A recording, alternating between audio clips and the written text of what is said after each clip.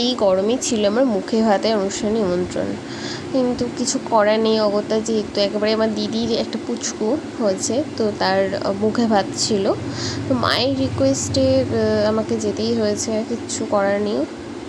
সে তো আমি একেবারে একটা সিম্পল সালওয়ার পরে নিয়েছি, কারণ এতটাই গরম যে অন্য কিছু পরার কোনো সাহসই পেলাম না।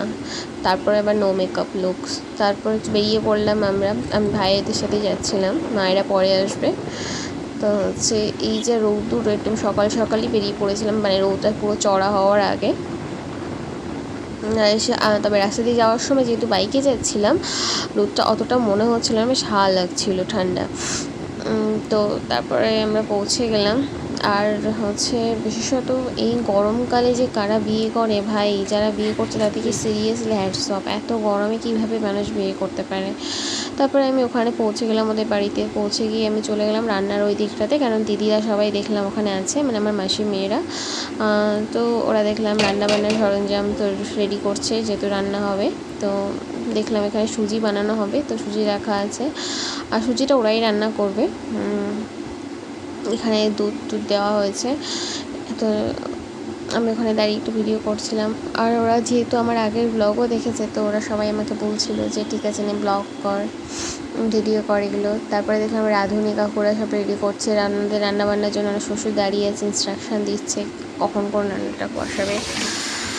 তো তারপরে এই জায়গাটাতে আসলাম, যেহেতু একটু ছায়া ছিল, বেশ ঠান্ডা ছিল, আর রান্নাটা যখন পুরোপুরি শুরু হয়ে যাবে তখন আর আসতে পারবো না, তো ওই জন্য এখানটা আসলাম একটু। আর দিদিরাও যেহেতু ছিল, ওদের সঙ্গে গল্প করছিলাম, অনেকদিন পরে দেখা হয়েছে সবার সঙ্গে, তো ভাল লাগছিলো। বেশ গরমের সময় ঠান্ডা, মানে গাছের তলায় ঠান্ডা হাওয়া খেতে খেতে গল্প।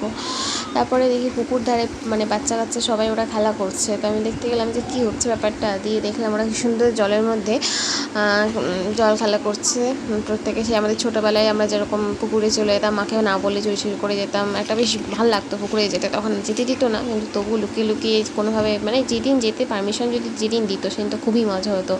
দুঃখের বিষয় আমি এত পুকুরে গিয়েও কোনো সাঁতার শিখতে পারলাম না। তারপর ঘরে চলে আসলাম, দিয়ে আমাদেরকে জুস দিয়ে দিল, জুসটা খাচ্ছিলাম, বাদে ভাইদের সঙ্গে গল্প করছিলাম, তখন সবাই আসেনি। তো তারপর দেখলাম দিদির মেয়ে রিলস বানাচ্ছে, আমি চুপি চুপি গিয়ে রিলসের ভিডিও করছিলাম, ও হঠাৎ করে দেখে লজ্জা পেয়ে গেলো, তারপর আবার করছিল। তো আমি বেশ ভালো লাগলো, ও রিলস কুইন, রিলস বানাচ্ছে। পরে ভিডিও করে নিয়ে চলে আসলাম পুচকুকে রেডি করতে। আমার মা চলে আসলো ততক্ষণে এসে, এবার হচ্ছে রিনি আর মা হচ্ছে ওকে রেডি করছিল, তো আমি ভিডিও করছিলাম। পুচকু তো বেশ ভালো লাগছিলো, মনে হচ্ছে ড্রেসটা পরতে, চুপি চুপি। ও বেশ এত ঠান্ডা বাচ্চাটা, মানে একদম ওকে মনে চটকেতেই, এত ঠান্ডা যে ওকে একটা চশমা পরিয়ে দেওয়া হলো, কি মিষ্টি না লাগছে। তারপরে আমাদের পকোড়া চলে আসলো, আমরা পকোড়ার স্টলে গেলাম না, স্টলে গিয়ে খাইনি, কারণ সবাই এখানে বসে গল্প করছিলাম, মামা টামা ছিল সবাই। তারপরে লাঞ্চের খাবার দিয়ে দিয়েছে, আমরা চলে গেছিলাম লাঞ্চ করতে। প্লাস এত গরম ছিল যে আমি বেশি ভিডিও কিছু করতে পারিনি, সেরকমভাবে ক্লিপিং নিতেও পারিনি, যেটুকু আমি নিজে ওখানে বসে বসে একটু করে নিয়েছি। ব্যাস খাওয়া দাওয়া কমপ্লিট করে কোনো মতে চলে আসলাম নিচে। তারপরে এই যে বাগানে ঠান্ডা জায়গাতে আবার আমি চলে আসলাম, জায়গাটা আমার খুব ভালো লেগেছে, পুরোটা গাছে ভর্তি, আর হাওয়া হচ্ছিলো, ঠান্ডা ঠান্ডা ছিল জায়গাটা, আর একটু নিরিবিলি ছিল। তো আমি আবার একটু মেরে ফটো তুলছিলাম এদিক ওদিক করে, আর আমার ভাই ফটো তুলে দিচ্ছিল। তারপরে সব শেষে এবার আমার ঘরে ফেরার পালা, তো আমি এবার বাড়ি ফিরে যাচ্ছি। তো তোমাদের সকলের কেমন লাগলো জানিও, ভালো লাগলে অবশ্যই লাইক কমেন্ট আর সাবস্ক্রাইব করে দিও। Thank you, bye by.